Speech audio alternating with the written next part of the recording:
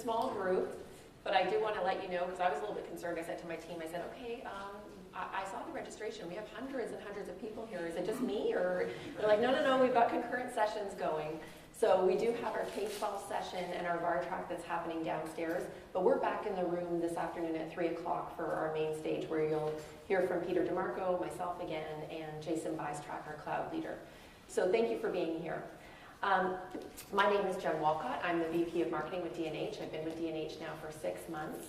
And this is really my first partner event, so I'm looking forward to spending some time and connecting with all of you. Now, the one thing that I really wanted to point out to you before I introduce our guest is that D&H Marketing is really trying to make sure that we position ourselves to be an extension of our partners' teams, right? So if I can ask anything of the partners in the room today, is please connect with myself and my team. I've got 2 of my executive directors in the back there, Shannon and Terry, if you guys can just give a wave. And the whole team, you can usually point them out because they've got lovely D&H shirts on. But any feedback that you have in regards to things that you need to help grow your business, or how we can do a better job, either at the event or otherwise, please don't hesitate to, tap us on our shoulder and give us that feedback. So you'll also see a group of guys in the back, and what we're doing here is we're actually live streaming all of our sessions. So if you have folks back in the office who couldn't leave, make sure you let them know. dnh.com/live or on Facebook Live as well. So the few things that I do want to point out, obviously, is from an education perspective, we have a lot of really great sessions that are going to be happening twice today.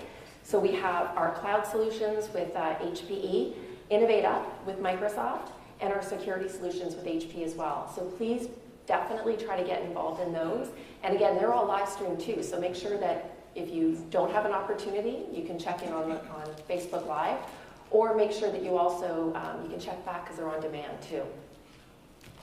So now I'm going to introduce our speaker, and I'm really excited because he's a gentleman that I've had the pleasure to work with for many years.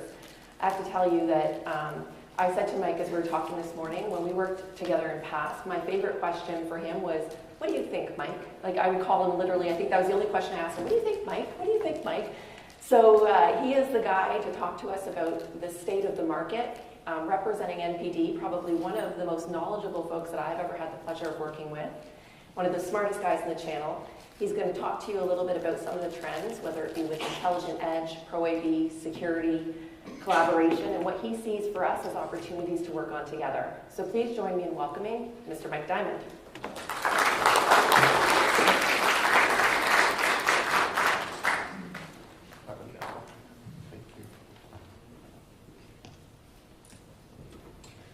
Thank you. It's a pleasure talking to you guys. And Jen was the brains of the operations. She was smart.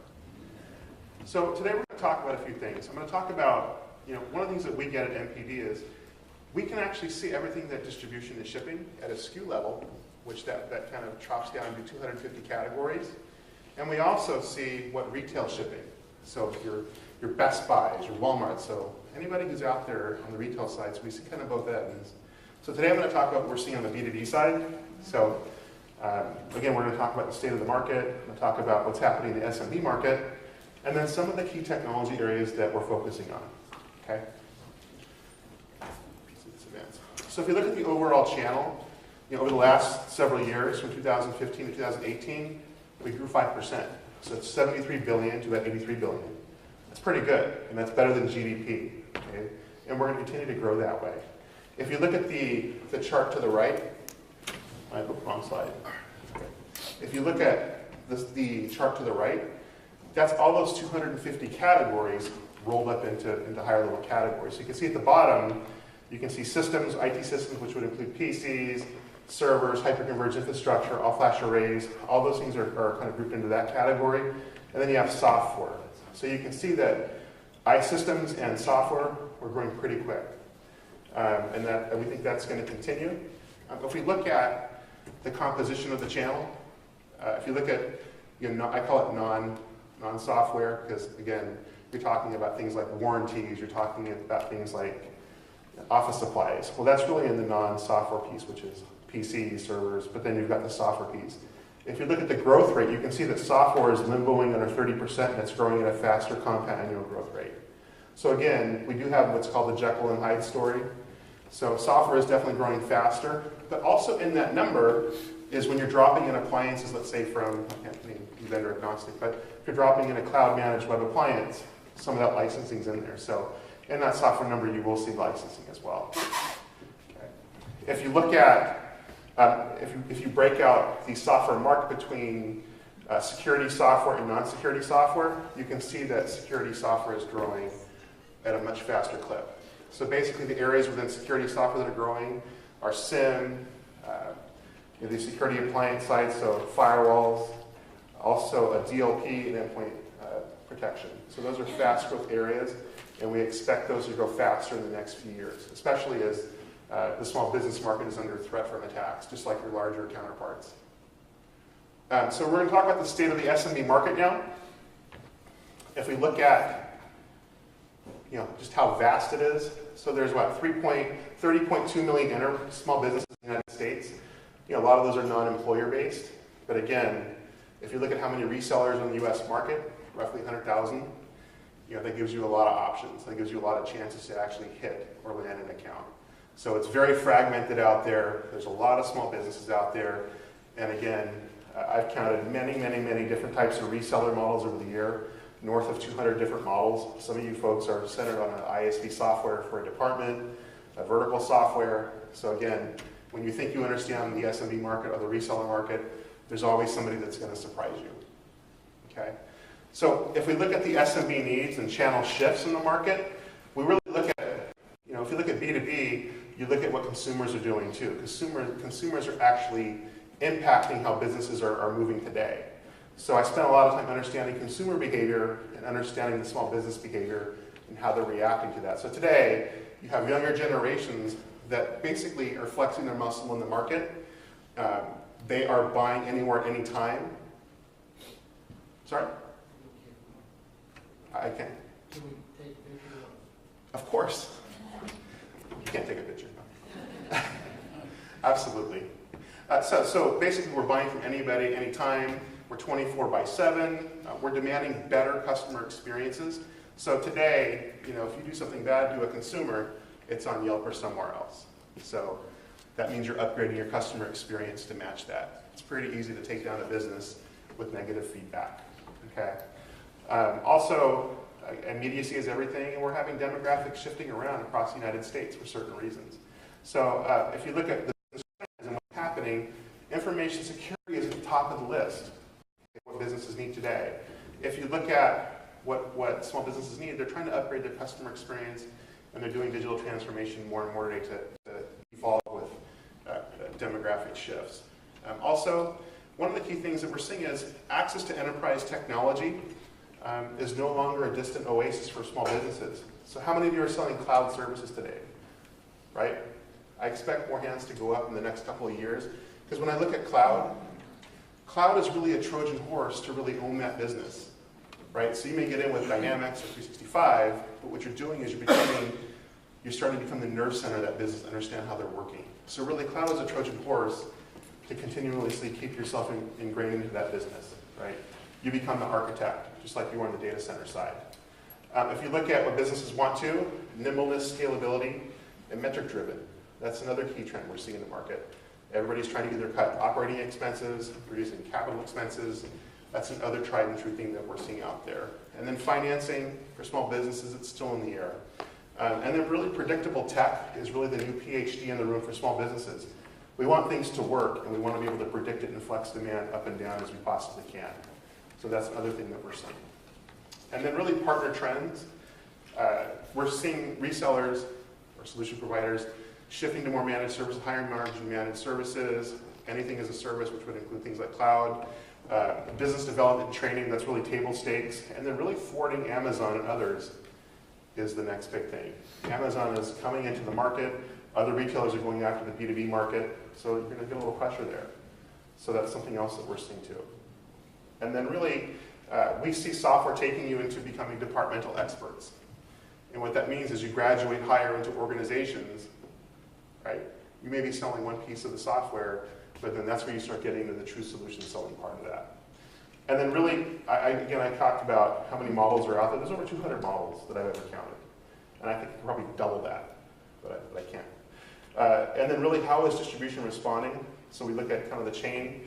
Well, many have established cloud strategies to enable you to entangle yourself into the customer. Okay, so that's what you're demanding from them. They're helping you. Continued shifts, you're seeing distribution add more shifts in the market. So if you look at, when I talk to resellers today, a lot of them aren't even aware of the services that distributors bring to the table, like D&H. Marketing services, advertising services, those are big. They're offloading OpEx out of your boat and helping you become a better marketer and better strategic marketer, and helping you break down these markets. Enhancing analytic and marketing services, really breaking down those sub-markets. And then consolidating growth in higher margin categories.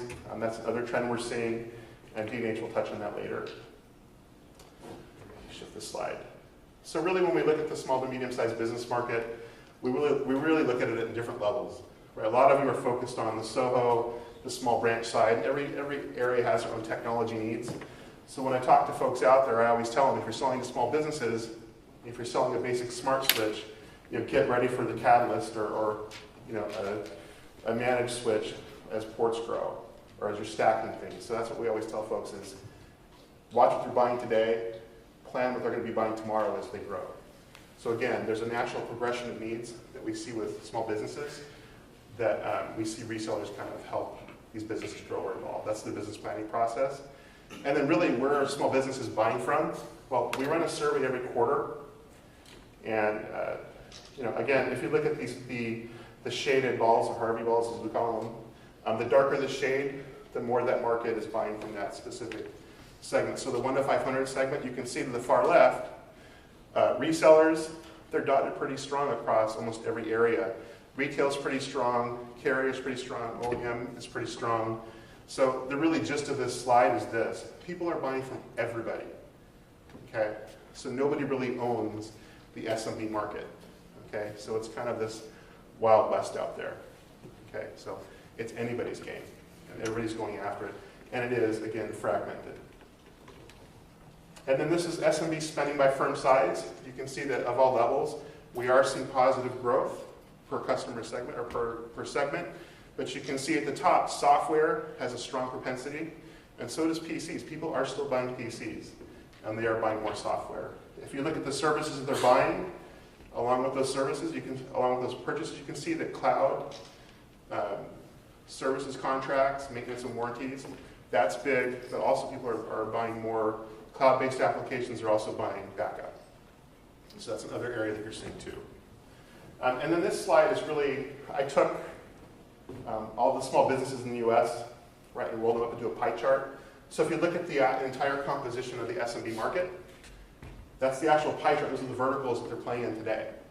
So if you look, you can see that healthcare and social services, retail, you can see other services, which would be legal, professional and scientific services. Those are really the bulk of the market. These areas are so fragmented. There's over 100 to 200,000 dentists in the market. Not one person can cover that on their own. So when we talk to resellers out there, they're typically focused on one area or the other. They may focus on one vertical, and they're trying to figure out how to get in a new vertical. Okay? But again, this is how vast the market is. It's huge. Switch that. And again, this is a slide that we typically look at when we do industry foresight. So if we look at what the big guys are doing today and where they want to be, they're creating devices to entangle you into their infrastructure. Right? But if you look at their nirvana and where they want to be, right, they're going to be, they're going to be providing you with music, movies, right? They want to get into the automotive space, right? The self-driving vehicle. They want to own your car, your home, also your business. So again, that's what I mean by it's going to be getting tougher, is these guys are really trying to push harder into that market. Okay. So when I talk about helping small businesses out, I go backwards one. Okay, so there's basic block and tackling that works that I see. So again, if you look at, when I see a lot of resellers doing well in the market, a lot of them are very good at looking at whether it's the revenue line, the operating expense line, the COGS line, right? How are you helping companies either grow their business, or how are you helping them take cost out of their business? So if you look, you can see right here, this is just a typical example of an operating expense line. You can see that salaries and wages are always going to be at the top of the list. Office supplies, travel, entertainment, utilities, advertising, rent and leasing, All those technologies, when you're looking at them, they map to each line of the operating expense line. Those are the guys that I see doing very well. So things like VoIP, unified communications, managed print services. These things are all designed to kind of help you either prune costs or optimize things. So that's where we see resellers doing well. But when we talk about digital transformation, okay, you're talking about things getting accelerated a little bit. So if you're looking at small businesses today, according to the BLS, 20% of small businesses fail within a year. Okay, that's huge. And why are they failing? Well, this is just a survey from Lending Tree that I picked up. But if you look at all the reasons why they're not doing well or they're failing, well, no market need, ran out of cash. But basically, you can take every one of these line items and really group them into kind of higher level buckets. So marketing and advertising, strategic planning, sales and customer centricity, legal, finance, HR, right? You can always group these problems into bigger buckets. So where we see is the business planning part of it, finding a true partner that really understands that business, taking those technologies to either help them optimize or grow sales, whether it's CRM, SFA, it depends on which bucket you're working on. But your technologies and the things that you're doing are always helping them drive one of those areas of the market, right? Okay. So again, this is kind of a cute slide. This is not my son. I wish it was. It's not. He's bigger now. He could beat me up. So I keep hearing the term digital transformation. Well, I think we've always been digital transforming ourselves, right? If you've seen that movie Hidden Figures, right, where they were doing the calculating on paper, right, and then they went to an IBM, right? We've been doing that for a long time, okay? So get that kind of term out of your head that it's something new. We've always been doing it. We're just kind of arose by a different name, okay?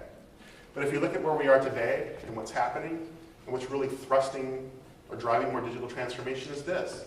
This is what yesterday looks like, okay? When you're driving down the road, right, all those little small businesses that you help out, right, it's a blur for most people when they're driving.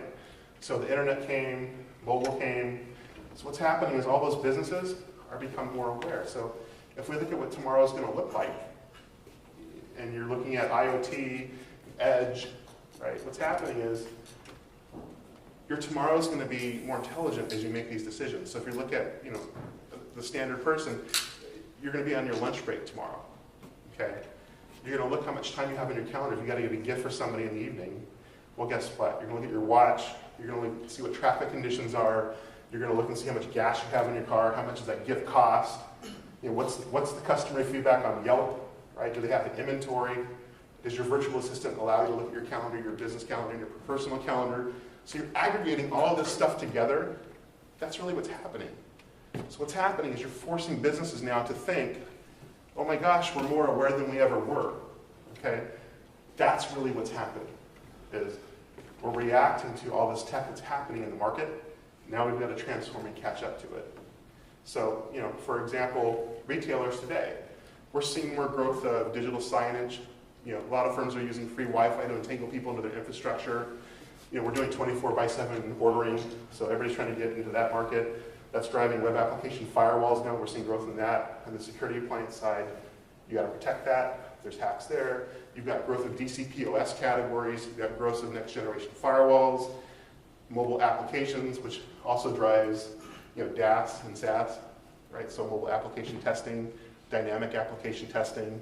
People are putting things out there too fast. So we're not protecting ourselves, but we're adding more and more and more. They have greater access to software than they ever had. It's very easy to pick software, CRM, and then hire somebody back in a state that has cheaper economics, and they're doing your marketing for you. So that's what cloud is allowing small businesses to do. Like the bigger companies that would use labor and overseas that were cheaper, well, guess what? Those cloud applications are allowing you to do the same thing, to operate like the big guys. And that's kind of, I would call that kind of the great equalizer in the market, right? That's what's changing things. So how are you helping small businesses today? Yes, they're selling their base technologies, but really where we see a lot of small businesses focus on is selling higher margin ancillary services. What does that mean?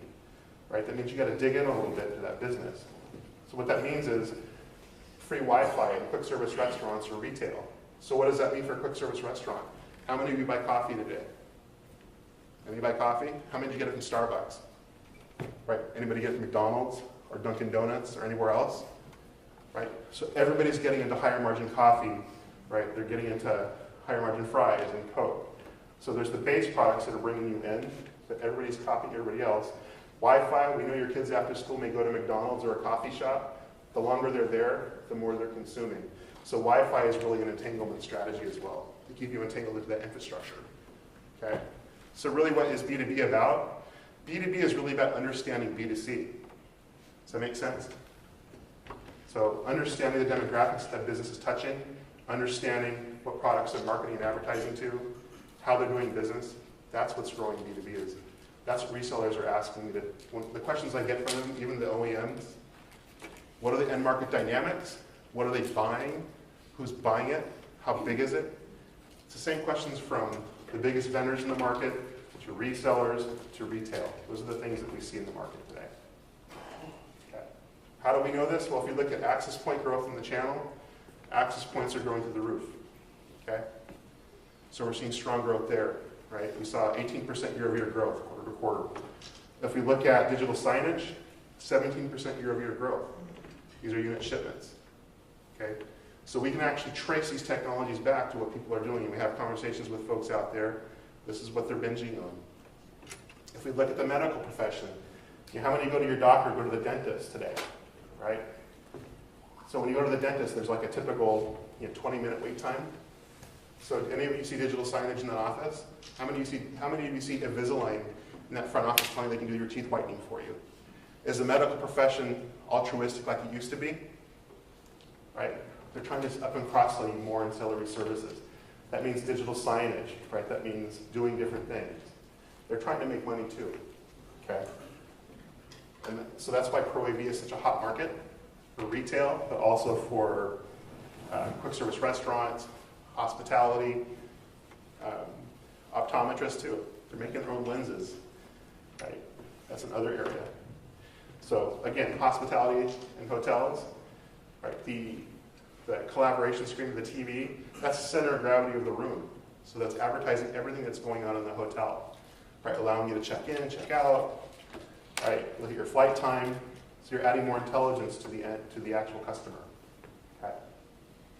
How do we know that? Well, if you look at the hospitality display market, it grew 26% year over year. Okay. So if we look at office productivity, what's happening inside the organization today? Okay. Love it or hate it, open office trend, it's happening. So we have more younger generations, like I talked about, coming into corporations, right? We all everybody's upgrading the furniture. If you look at magazines like Facilities Management, everybody's upgrading the furniture in the company because you get the Gen X guys, the baby boomers, and these younger guys that are kind of mixing and matching. So you're trying to become more innovative, and you're trying to kind of get people to collaborate, making it open and green. Well, great. That's changing the desktop too. We're seeing people have more mobile devices today. We're seeing more USB hubs. We're seeing USB cameras, right? Cell phone batteries, more mobile. So we're seeing lots of growth in these areas that's growing around with the desktop, the mobile worker, the desktop worker. If you're talking about your desks are going to be more sterile, they have less stuff on them. You're going to have dual, triple monitors. You're going to have more things to plug into. So again, those are things that we're seeing on that side.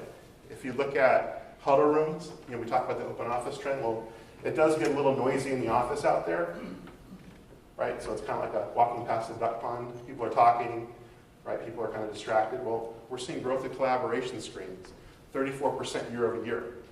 So these are huge strategies for some of your biggest vendors out there, right? So your Logitechs, your Microsofts, and folks like that. Huddle rooms. So that huddle room has become kind of like a miniature coffee house inside the organization. Okay, so that's another trend we're picking up on. So it's driving productivity.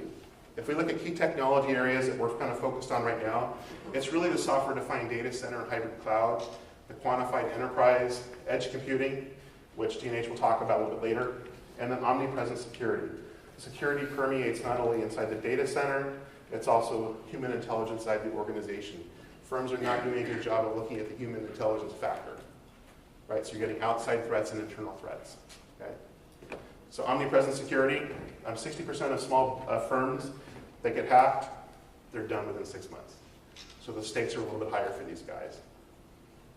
If you look at the attacks that have happened over the last couple of years, it's the big guys, it's also the small guys. Both sides are getting hit. So if the big guys are getting hammered, the little guys are getting hammered. And these guys, folks that just got hit, I can't name the hotel, but it took them a few years to actually talk about that attack, right? So your data was out there, it was exposed. Now they're just telling folks about it today. So again, if you look at what board priorities are today, at the top of the list, there's no board wants to be caught with a hit. Cybersecurity preparedness is at the top of that list. And it's probably going to go higher because a cybersecurity attack that exposes your strategies, your customer lists, right, your R&D. You're talking big problems for big organizations, even mid-sized organizations. Also, for some of your smaller to mid-sized companies, they do a lot of job work for their big companies. So like your big Boeing companies, integrated defense systems. Manufacturing is a big area that's getting hit today, right? And some of them aren't as prepared or aren't protected as they should be. That's a big area for attack. The industrial manufacturing side is another area that's getting hit pretty hard. Okay. So really key drivers of security growth that we're seeing. On average, workers are receiving 120 emails per day. Roughly 97% of cyber attacks start with a phishing email. We are accessing applications more and more before on the web server. I told you about we're seeing growth of web application firewalls. And then intellectual property loss. That's a big deal. Okay, it's continuing to accelerate. And many firms are forgetting that social engineering, people are getting better at it. So if we look at how we act and what we do, and this is not a complete Maslow hierarchy of needs, but when we look at what we do during the day, right, we're doing certain things. We're more social today. We're more impatient. We have much more debt. A lot of people have student debt. I'm about to get into my daughter because she's going to school next year. Thank you, my daughter. Everything's connected, okay? And most people aren't tech savvy, okay? So my in-laws are former, they'll tell me, help me, okay? So basically hackers know this, and they're preying on that. So when I talk to security resellers, we're talking about vulnerability services. Okay, so VA services is one of the fastest growth areas of the market today. So I look at what an anatomy of attack looks like. Data as a service. Everybody's putting data out there. Everybody's gathering data like we talked about. Lists are easy to buy, right? You can buy 2,000 or 20,000 lists of right-handed golfers from a market research company and get their mailing list and do a phishing attack. Or you can find out who's in debt, right? Who's got credit card debt? Who's got housing debt? All these lists are out there, easy to get. Well, hackers are creating content. Hackers are some of the best marketing and content guys out there, period. They're appealing to your emotions. They're tugging at every one of your emotions. They know you're online. They'll look at your social media profile. Did you just recently graduate school, right? They're trying to figure out everything about you. And also, skip that slide. This is really what an attack looks like. This is a typical attack vector. Okay, so if you look at LinkedIn, how many are on LinkedIn, right? Talk about your division, what you did, right? What you do. Well, hackers know this. And the guys that are more sophisticated for the large organizations, if they want to go after, let's say, a trade secret or R&D, well, they're looking at your LinkedIn profile. Okay? What division are you in? Are you in a specific unit that's got a new product coming out? Right? Are you in sales? You have access to customer lists. Okay, what they're doing is they're getting the naming convention of your company today. So let's say, I just say anyorg.com. Once they understand the prefix of that organization, what your naming convention is, like whether it's M-Diamond or Mike.Diamond, now that's your email convention, right? Now they're creating the content, okay? Now they're just figuring out what time is the best time to fire that email off, right? So, end of quarter, you're pretty busy. There's the times that you're stressed, there's less discernment, okay? Pow. They got you. And with BYOD, it could be to your Hotmail, Gmail, your corporate email. It's on your phone, they got you. So that's one of the vulnerability services that we're seeing some of your cybersecurity guys go after today. This kind of pressure testing organizations to find out who's susceptible to these attacks. Okay, so that's a key service that we're seeing grow. If we look at The quantified enterprise. Am I doing okay on time? Okay, I'll talk fast. I should have been an auctioneer. So if we look at the information cycle, what's happening today with companies, really you have incoming information from all these edge devices, right?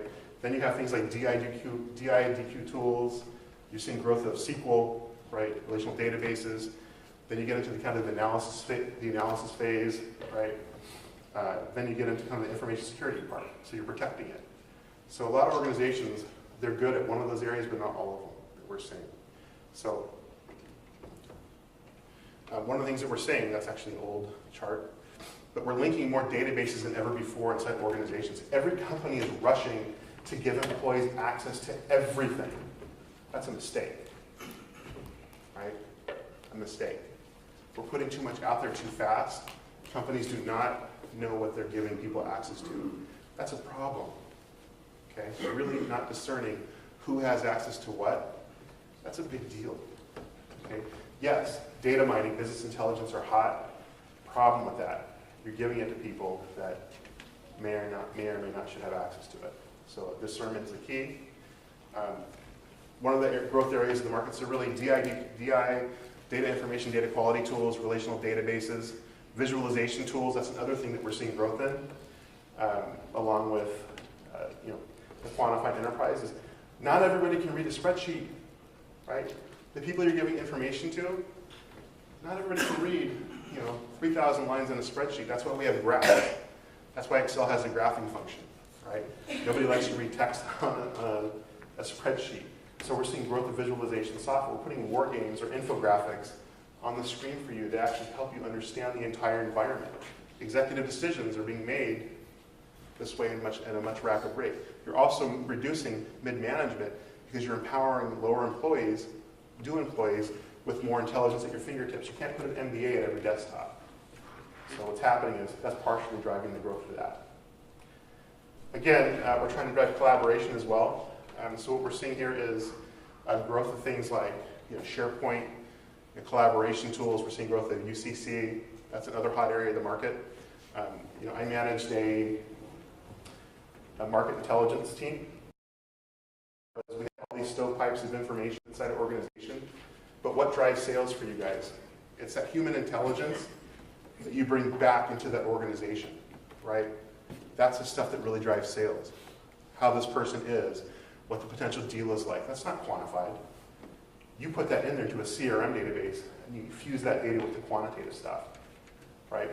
Those are the stovepipes of information. And most organizations do a terrible job of linking these things together. That's an opportunity for you, right? Stovepipes everywhere. Okay. So, job growth. We talked about the quantified enterprise. Well, all you have to do is look at what job functions are going to grow in the next several years. Actuaries. Look at the growth rate there. Okay. That's pretty solid growth. Right? Statisticians, 34% growth. Right? And you can see by vertical and state they're growing in. Education, DoD, other areas. So you can trace these things back to which industries are going to be growing those markets, so you can basically predict where the enterprise storage is going to be growing, where SQL servers are going to be growing. All you do is trace these things back to the actual technologies that are going to be deployed. It's not rocket science. Do your homework. You can buy a $50,000 report, or you can do a little homework on your own and kind of connect the dots. It's all there for you. Other area, information security analysts. So you got the data guys that are growing, the statistician guys, but then the information security analysts are growing 18%, right? So all these things link up, okay? So it's all out there for you, okay, to get. We're just kind of connecting those dots. Something else we're seeing too, this slide advances. The impact of edge computing, and this is my last thought. Everybody talks about edge and what it really means. It's got a lot of things, a lot of different meanings to a lot of different people. I think of edge like this. I'll give you a scenario. So if you think about the applications that we use on our phone today, like Waze, right? You're fusing all these things together, right? So let's say you're in your car, right, driving up a mountain, okay? And let's say you're taking medications, right? And let's say you're hitting a certain elevation with certain humidity, certain heat, right? Well, you took that medication, all of a sudden you get an alert or a pre-alert. Hey, 5,000 people that took the same medication, the same weight, right, the same heartbeat, had a heart attack. And your smart car is going to tell you that. Does your smart car stop automatically? Tell you to turn around? What are you going to do? That's really kind of the implications of what we're talking about, edge, IoT. That's like looking down the road 5 to 10 years, right? You're going to stop. Well, your car's going to stop you. Who wants that? Well, your insurance companies want that, right, for risk mitigation. IoT and edge is a lot about risk mitigation as well, right? So that's actually one of the reasons why it's so big.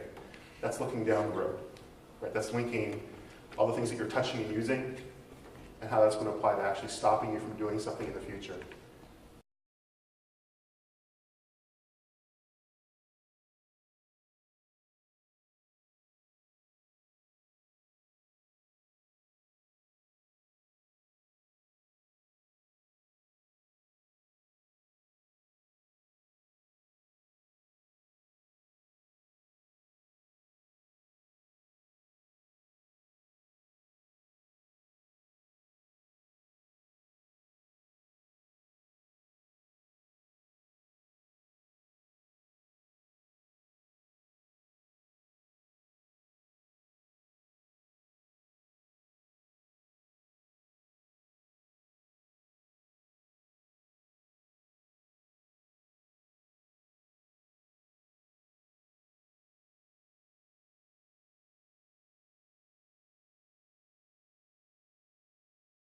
For somebody else. For those of you who buy components, we had the earthquake in Japan.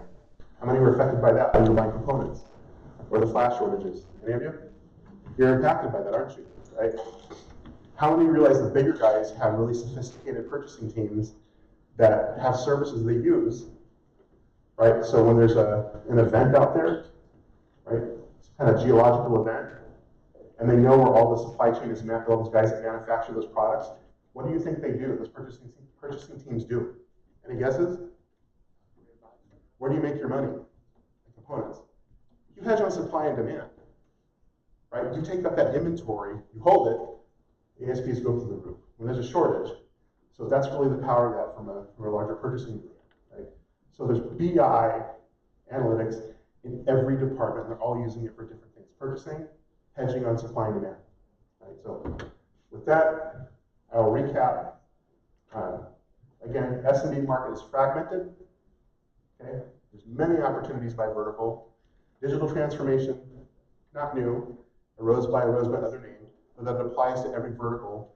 And it's your job to actually break down what they're doing in that vertical, what their economics are, what customer segments they're looking at, what other services can you help them drive into that business to keep them awake. The quantified enterprise, cybersecurity, edge, those go hand in hand. Pro AV, a hot market for digital transformation as well. With that, I think I'm done. Thank you.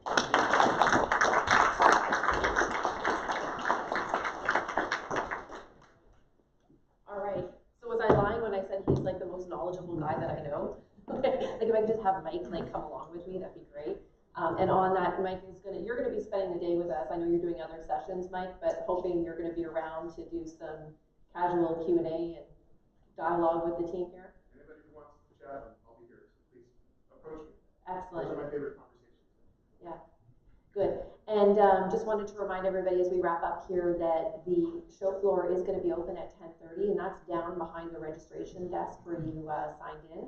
So please enjoy that. And don't forget, on the back of your badge is the agenda, right? So this afternoon we have some really great sessions put on by our core vendors. We want to make sure that